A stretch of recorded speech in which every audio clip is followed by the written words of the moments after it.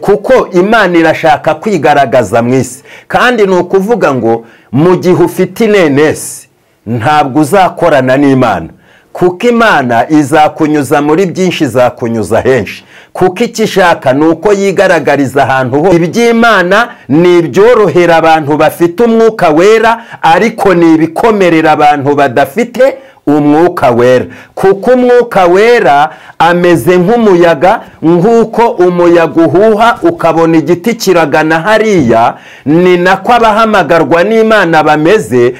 Bivuze ngo umuntu wavuganye n'Imana ntabwo ibyo yavuganye n'Imana bihinduka ibintu rusange.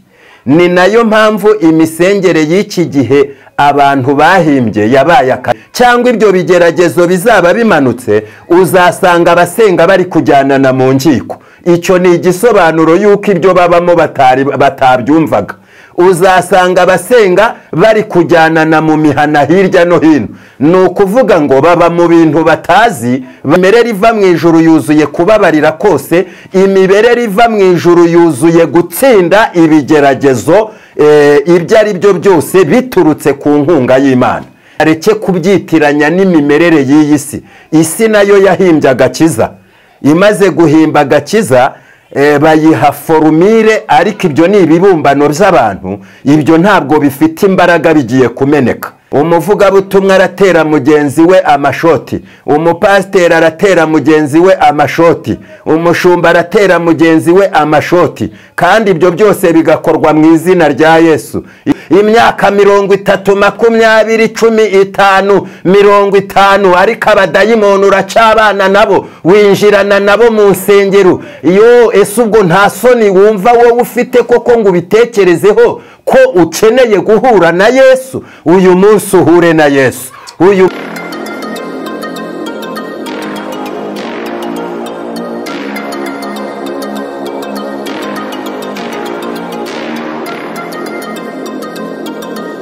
Reka tubashimire mwebwe mwese mudukurikira kandi mukurikiye Umuremyi TV, mwebwe mutuye mu Rwanda, mutuye mu mpande zose zo mu Rwanda, mu majyepfo, mu majyaruguru, Iburengerazuba n'Iburasirazuba n'umujyi wa Kigali. Imana turabashimira mwese mwakanda subscribe, kandi namwe mutemwayikanda nimuyikande kugira ngo mujye mubona ibiganiro byacu tubakorera.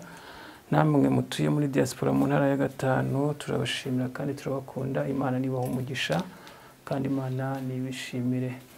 Muri uyu mwanya rero tugiye kumva ijambo ry'Imana. Dufite umukozi w'Imana, sibwo bwa mbere twamwakira ku Umuremyi TV.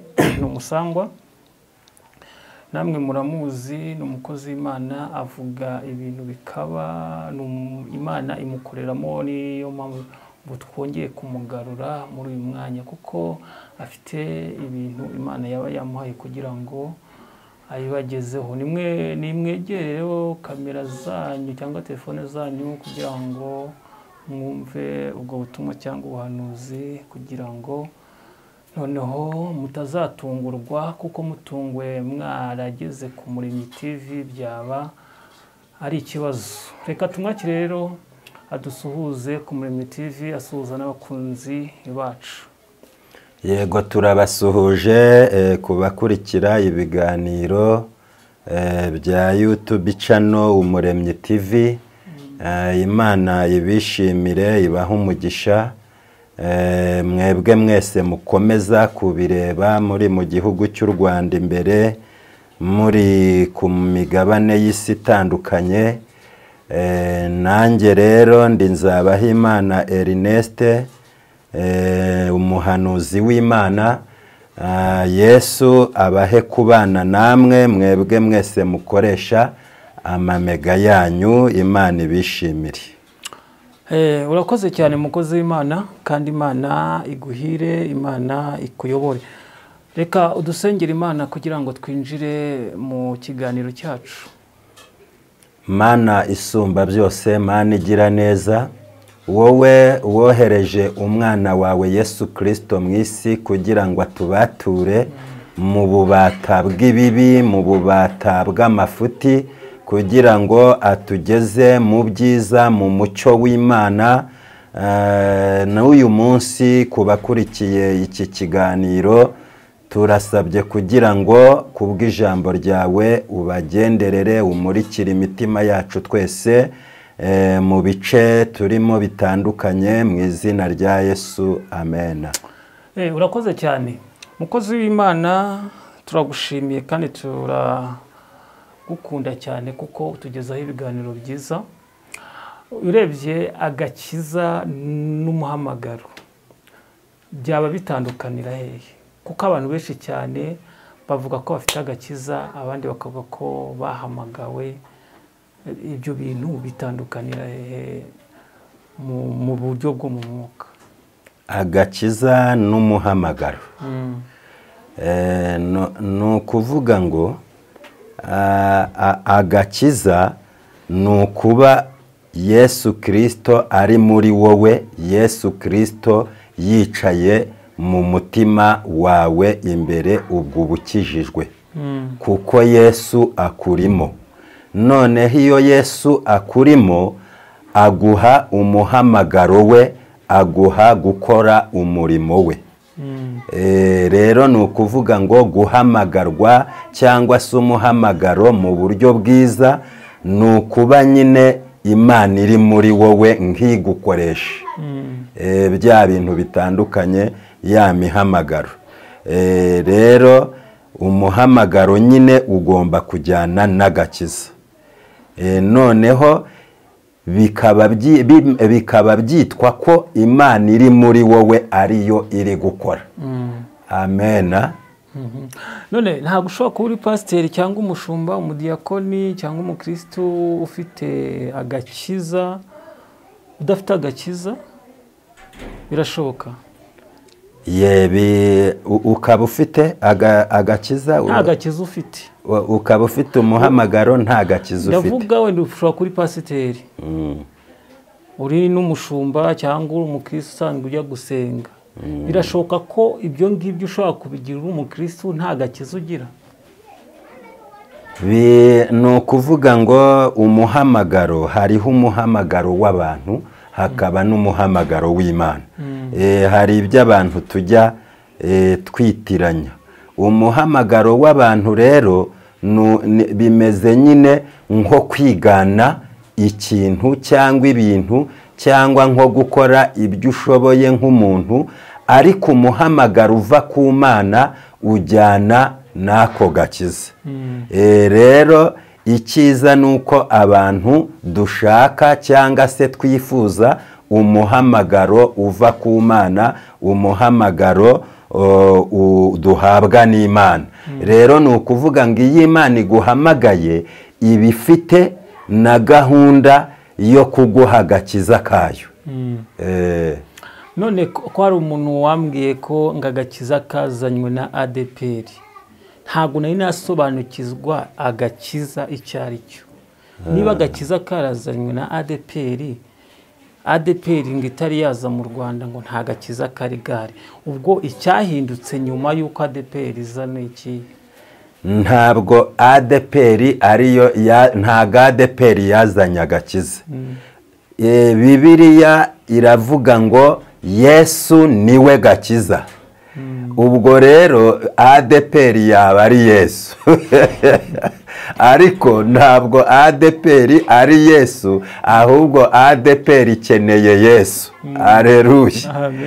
Noneho rero iyo usomye Bibiliya, hari aho Bibiliya ivuga ngo Uwiteka niwe gakiza kacu. Aleluya. Wasoma muri Zaburi hakakubwira ngo icyampa gakiza k'Abisirayeli kakaba gaturutse Siyoni. Isiyoni. Ntabwo rero Bibiliya yanditse ngo icyampa gakiza k'Abanyarwanda kakaba gaturutse muri ADPR, ahubwo yaranditse ngo icyampa gakiza k'Abisirayeli, icyampa gakiza k'abantu kakaba kavuye ku Mana.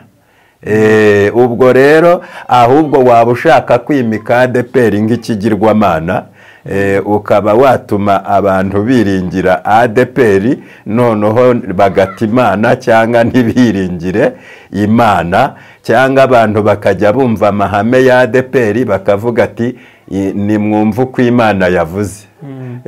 Ariko hoya, ahubwo abantu bose bari muri ADEPR bakeneye Imana, bakeneye Yesu, kuko ADEPR ntago ari Yesu, ADEPR si Imana.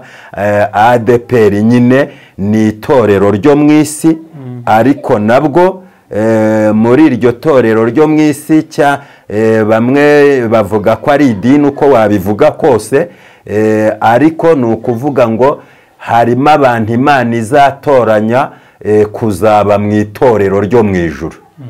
Imana idufashe. Amen. Urakoze cyane rero, Imana iguha umugisha cyane. Reka tuguhe umwanya utubwire icyo Imana yaguhaye. Ni karibu.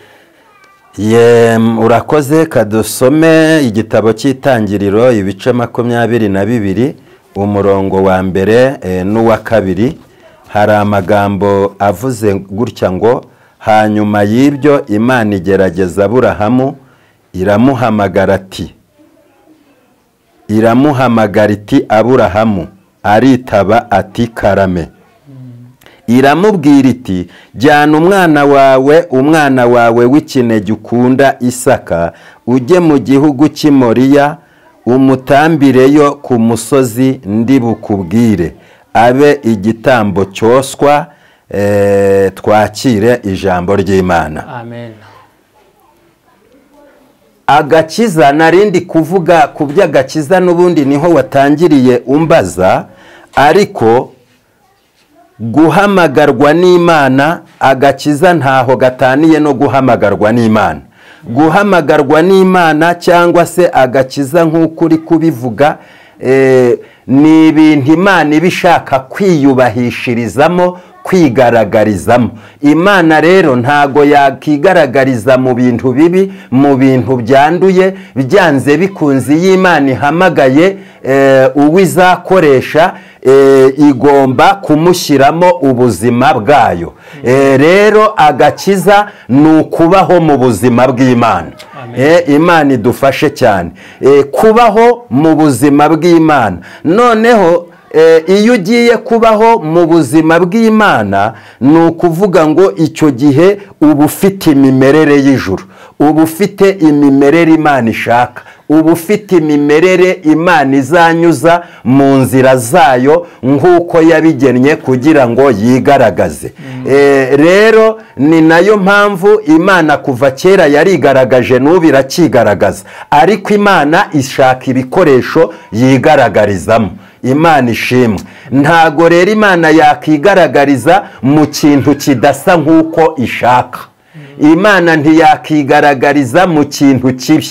Imana ntiyakigaragariza mu kintu gifite imikorere y'ubwenge bw'abantu. Imana yigaragariza mu kintu gifite imikorere iri mu bwenge bwayo. Imana idushoboze cyane. Ni nayo mpamvu rero iyo wemeye kubaho mu buzima bw'Imana, icyo gihe uba wemeye ko aho Imana izakunyuza hose uzahanyura, n'iby'Imana izakubwira gukora byose uzabikora, nk'uko turimo tubirebera ku mugaragu wayo Aburahamu ihamagaye nk'uwo yagendereye mbere na mbere nk'ikimenyetso, kugira ngo itwigishirize kuri uyu mugabo Aburahamu abantu Imana ihamagaye uko baba bameze. Haleluya, haleluya. Ni ukuvuga ngo icyo Bibiliya yandikiwe twebwe abariho uyu munsi tuyisoma. Ntabwo yandikiwe abatakiriho bavuye muri iyi si, ntabwo yandikiwe ba Aburahamu, ahubwo yandikiwe ba twebwe ngo turebe umuhamagaro w'Imana, tuwutandukanye n'ibyo twebwe abantu twibwira, tuwutandukanye n'imyumvire y'abantu, kugira ngo umuntu wese nasoma Bibiliya niyiga iby'Imana akabitekerezaho neza, akumva yakunda Imana, ayisange. Haleluya, haleluya. Ni nacyo gituma Imana iri gushaka ko tuvuga ubutumwa butarimo uburyarya, tuvuga ubutumwa butarimo ubwibone, kwikomanga mu gituza, ahubwo ubutumwa buganisha abantu ku gukumbura Imana no gushaka Imana. Imana idutabarane cyane. Amen. Nasomye ijambo ry'Imana mu butumwa bwiza bwanditswe na Yohana, rirambwira ngo uwize ibyanjye kandi akabyumva neza aza aho ndi. Haleluya. Umuntu wize iby'Imana neza, mbese umuntu wasomye Bibiliya neza, umuntu wasomye Bibiliya neza akayumva, akayiga neza, akiga iby'Imana, agasoma uhereye mu itangiriro akagera mu byahishuwe, asanga Yesu. Impamvu asanga Yesu nuko nyine iby'Imana ntabwo ari ibyoroheje ku bantu badafite umwuka wera. Iby'Imana ni ibyorohera abantu bafite umwuka wera, ariko ni ibikomerera abantu badafite umwuka wera. Kuko umwuka wera ameze nk'umuyaga, nk'uko umuyaga uhuha ukabona igiti kiragana hariya, ni nako abahamagarwa n'Imana bameze, batwarwa n'umwuka wera ubaganisha aho Imana ishaka kubaganisha. Haleluya, haleluya. Yaya, Imana ishimwe cyane kandi Imana ikomeze kutugirira neza. Ni ukuvuga rero ntabwo gukizwa ari ukwishoboza, gukizwa ni ugushobozwa n'Imana. Iyo utari wumva ko gukizwa ari ugushobozwa n'Imana, uba utari wakumva ibyanditswe, uba utari wakumva ijambo ry'Imana. Kuko Imana iyo igushoboje nibwo ukora ibyo ishaka byose ko ukora. Ni ukuvuga rero nanone kwa kubaho mu buzima bw'Imana, ubuzima bw'Imana bwemera no kwitanga. Ubuzima bw'Imana buritamba, bwatambye Yesu. Ni nacyo kigeragezo Aburahamu agize, Imana imugerageza koko ku buzima bwayo bwamugezemo. Imana idufashe abantu nibababwemo n'ubuzima bw'Imana, cyangwa se nibifuze kuba mu buzima bw'Imana kugira ngo babe mu muhamagaro. Nibifuze kuba mu buzima bw'Imana kugira ngo babashe gushobora iby'Imana ishaka ko bakora.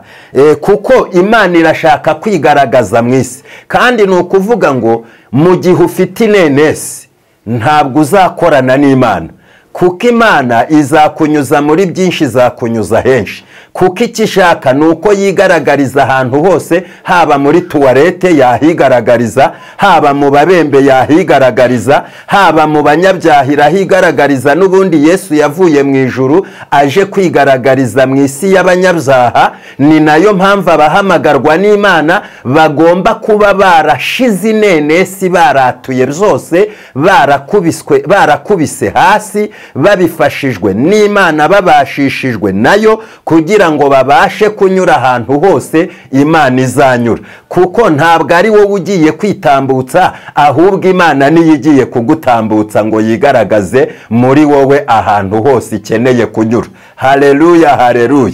Mu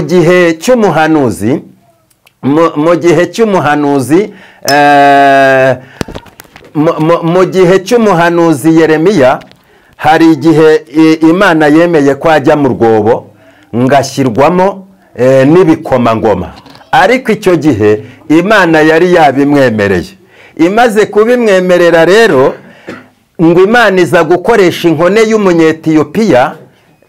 Muri uko gukoresha inkone y'umunyetiyopiya ngo imukura mu rwobo, ariko urwo rwobo yari yarusizwemo n'ibikomangoma.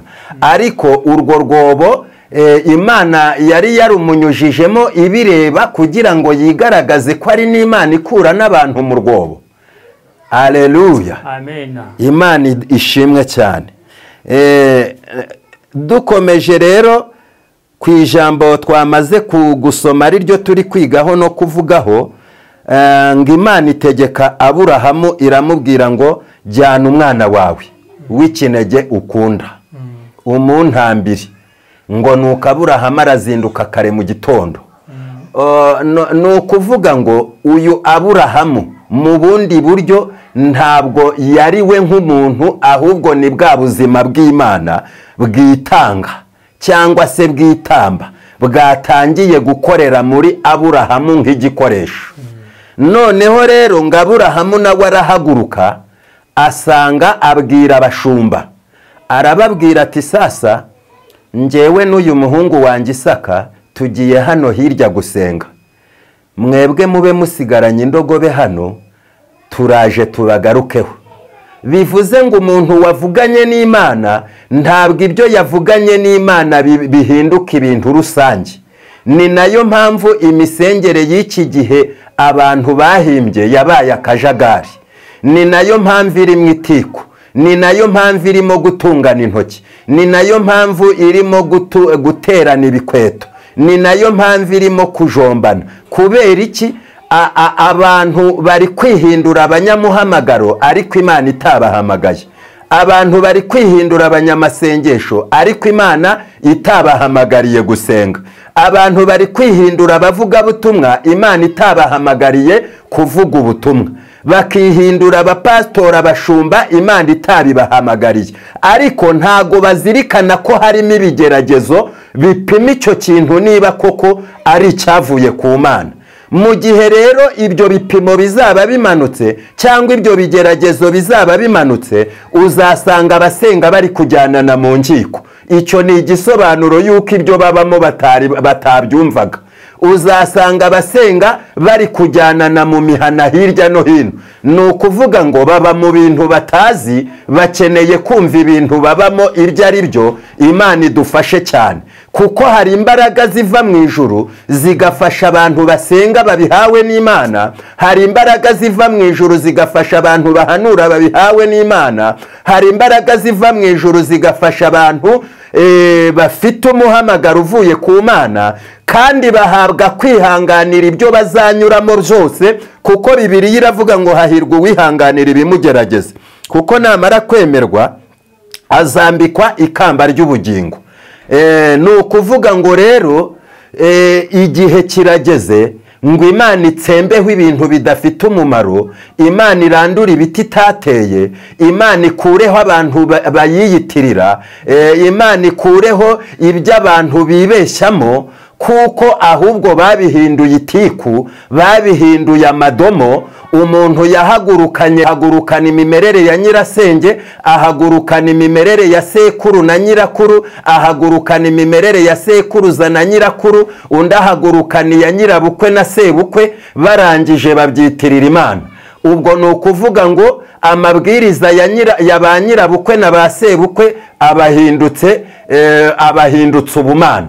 Undi imimerere ya se wabo na nyina wabo nyirarume bihindutse imimerere y'Imana. Ariko Imana irabwira abantu ngo nibifuze imico iva mu ijuru, nibifuze imimerere iva mu ijuru. Ni imimerere iva mu ijuru yuzuye kwihangana kose, imimerere iva mu ijuru yuzuye kubabarira kose, imimerere iva mu ijuru yuzuye gutsinda ibigeragezo ibyo ari byo byose biturutse ku nkunga y'Imana. Ugasanga abantu bari kujombana, Imana ntago igeze aho hantu bimeze gutyo. Imana irashaka ubwami bw'Imana nubwo abihangana. Haleluya, haleluya. Ubwami bw'Imana nubwo abababarira, ubwami bw'Imana nubwo abuzuye gukiranuka. Gukiranuka ni ugukiranuka. Abantu bakwiriye kwiga Yesu Kristo wavuye mu ijuru. Haleluya. Akaza mu isi akitamba. Ni nacyo gituma Imana ishaka abantu bakwiriye kubaho mu buzima bw'Imana. Icyo si n'ikibazo, nta n'ukwiriye guseka abantu mu mimerere bafite. Ikibazo ni ugufata imimerere yabo bakayitirira imimerere yavuye mu ijuru. Ikibazo ni ugufata uko umeze ukiyita ko ari Yesu wagutumye. Amahane yawe ukayita Yesu, umujinya wawe ukawita Yesu, kutababarira kwawe ukabyita Yesu, kuvumana kwawe ukabyita Yesu. Ibyo ngibyo Imana irabihaze. Nicyo gituma kuri ubu hagiye kumanuka umwuka wera n'imbaraga zivuye mu ijuru, kugira ngo abantu bamenye iby'ukuri bivuye mu ijuru ibyo ari byo, n'agakiza k'Imana akariko bareke kubyitiranya n'imimerere y'iyi si. Isi nayo yahimbye agakiza. Imaze guhimba agakiza bayiha formire, ariko ibyo ni ibibumbano by'abantu. Ibyo ntabwo bifite imbaraga, bigiye kumeneka. Ibyo ntabwo bifite umwanya mu bugingo. ibyo ngibyo birahandana, birashombana, biratwikana, ibyo ngibyo birasererezanya, birasebanya, ibyo byuzuye agasuzuguro, byuzuye umwiryane, ibyo byuzuye ijambo ry'Imana riravuga ngo mutegetswe gukunda abanzi banyu. Haleluya, haleluya. Kandi ijambo ry'Imana riravuga ngo mbere yo gukura agatotsi kari mu jisho rya mugenzi wawe, banza ukure umugogo uri mu jisho ryawe. None uyu munsi ndarenga umugogo uri mu jisho ryanjye, nkajya kwibasira runaka. Ariko umuntu uri mu mwuka wera w'Imana kuri ubu ntacyo afite cyo kuvuga, ategereje ijwi riva mu ijuru n'Imana imuha kuvuga, arihanganya, arategereje. Haleluya, haleluya. Uwo yihanganira byose, ababarira byose, yizera byose. Uwo nguwo ntushobora kumubwira ngo ubuzima bububayemo wabutewe na runaka. Arakubwira ngo uyu munsi ubuzima mpagazemo n'ubu, ahubwo niteguye icyo Imana igiye gukora. Haleluya, haleluya.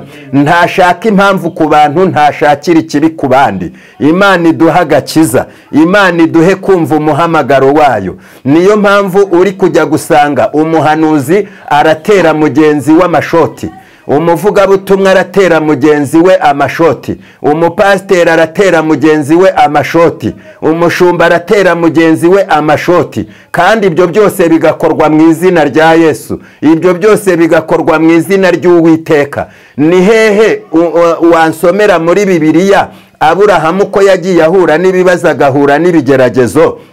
Nihe yitakanaga ibimubayeho ko biturutse kuri runaka cyangwa ngo yivovotera Imana? Hari aho yageze mwene wabo Loti bazanye amumerera nabi, hazamo ikintu gisa n'intonganya, ariko warazirinda, yanga gukurura iby'iyi si. Aramubwira ngo hitamo igihugu cyose kikuri imbere, aho ubona hakubonereye uhitemo.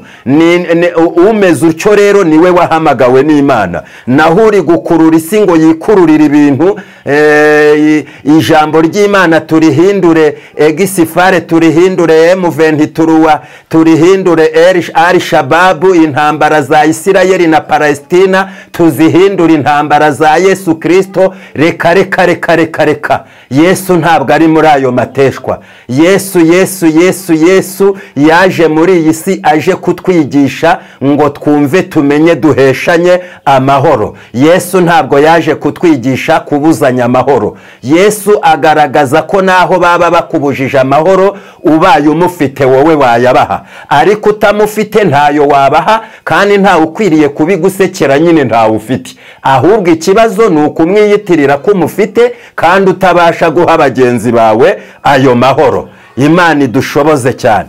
Aburahamu yanyuze mu bikomeye cyane. Ni igiki kiriho gisumba gutanga umwana wawe? Inshuti y'umusaraba, hari ikintu kiriho cyasumba gutamba umwana wawe?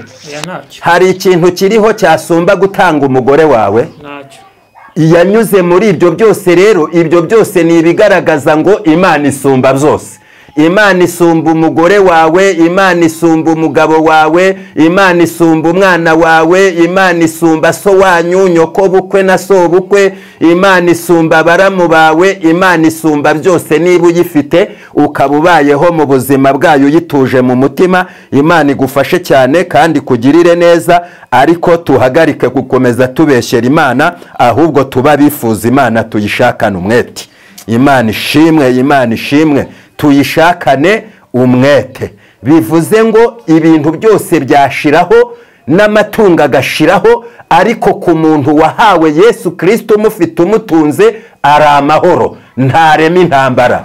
Ntabwo ajya mu mutwe wa Al-Shababu, ntabwo ajya muri bya byihebe bya Palestina ngo yiturikirizeho igisasu ngo ko Ernest yamugiriye nabi, ngo yiturikirizeho igisasu ngo yenda ngamwumvishe ngo bapfane. Ako ni agakiza k'agatindi, ako ni agakiza k'imbobo. Yesu arashaka ko dutandukana n'udukiza tw'udutindi, tw'abatindi bavuga ko bakijijwe, bakebwe, kandi batarigeze bakizwa. Imana iturengere, Imana itugirire neza. Uyu munsi rero, uyu mwanya kubateze amatwi iki kiganiro, ni ukwifuza Imana tukabaho mu buzima bwayo kugira ngo Imana ikorere muri twebwe yisanzuye, kuko ntabwo ari twe dukora. Nimba ari abantu bakora, Imana ntabwo ikwiriye kudusanga. Nimba ari abantu bakora, Yesu yaba yaraviriye mu ijuru busa. Ariko kubera ko Imana ari ikwiriye gukorera muri twebwe, ni byiza n'iby'igiciro kuba Yesu yaravuye mu ijuru ngo atugenderere. Yesu rero yaje kugenderera abantu badashoboye kugira ngo abashoboze. Rero mwebwe mwese mbifurije gushobozwa n'Imana, mbifurije kubaho mu buzima bw'Imana, mbifurije gutera imbere, mbifurije gutengamara, mbifurije agakiza k'Imana. Agakiza k'Imana gakiza n'indwara, agakiza k'Imana kavura n'ubukene, agakiza k'Imana kavura n'inyatsi, agakiza k'Imana kavura n'ubukode, gafite imbaraga. Agakiza k'Imana kavura ibyaha, agakiza k'Imana kavura amashitani, agakiza k'Imana kavura abadayimoni. Icyampa ukaba wakize wowe wari ukurikiye kino kiganiro, uko mvuga ukagenda ukira, ukagenda woroherwa, amaguru yawe yabyimbye, uyu munsi ukumva Yesu akayabyimbura, umutwe ukurya udakira, uyu munsi ugakira, hiperitasi igakira, umuvuduko ugakira, hepatite B igakira, sida igakira. Abo badayimoni barara bakujwigiriza uba mu nsengero zubatswe n'amaboko y'abantu, ntibazongere kukujwigiriza. Dore umaze imyaka n'imyaka uba mu nsengero, imyaka 30, 20, 15, 50, ariko abadayimoni uracabana nabo, winjirana nabo mu nsengero. Ese ubwo nta soni wumva wowe ufite koko ngo ubitekerezeho ko ukeneye guhura na Yesu? Uyu munsi uhure na Yesu, uyu munsi uhure n'Imana. Ibyakujwigirizaga mu nzozi ndabihagaritse mu izina rya Yesu. Ibyakubuzaga gutera intambwe ndabihagaritse. Ibyakubuzaga kubohoka ndabihagaritse. Ibyakubuzaga gutanga imbabazi ndabihagaritse. Ibyakubuzaga kuvuga ubutumwa ndabihagaritse. Ijwi ry'Imana rikokora amashyamba, ijwi ry'Imana rishwaziya ibirimi by'umuriro, ijwi ry'Imana ryuzuye igitinyiro. Uyu munsi byari byakwatatse ntibikakugarukeho ukundi, mu izina rya Yesu, amen. Imana ishimwe. Twafata akanya tugasenga ku bantu bumva bakeneye Imana, ku bantu bumva bakeneye gusenga, ku bantu bumva bakeneye guhanurirwa n'umuhanuzi. Yesu abana natwe, Yesu ari muri twe. Ku bantu bumva bakwiriye gukira ubumuga bwabazengereje, ubumuga bw'ibyaha bitandukanye, ibyago bitandukanye, uyu munsi hari umuraba ugiye kuva mu nyanja. Urakoze mwami wanjye Yesu. Isi n'ibiyuzuye n'iby'Uwiteka, abantu n'ab'Uwiteka, bose bakeneye Uwiteka. Basure ubasange mu mpande zitari zimwe zitandukanye, mu gihugu cyacu cy'u Rwanda ubasange, Aziya na Amerika n'Uburayi, Oceania, Afurika ubasange. Mu izina rya Yesu ubahe imimerere ikiza, izura kandi ikazurana. Kubw'ububasha bwa Nyagasani nizeye ko hari icyo ukoze, mu izina rya Yesu, amen. Telefone zawe. Telefone 0785454212,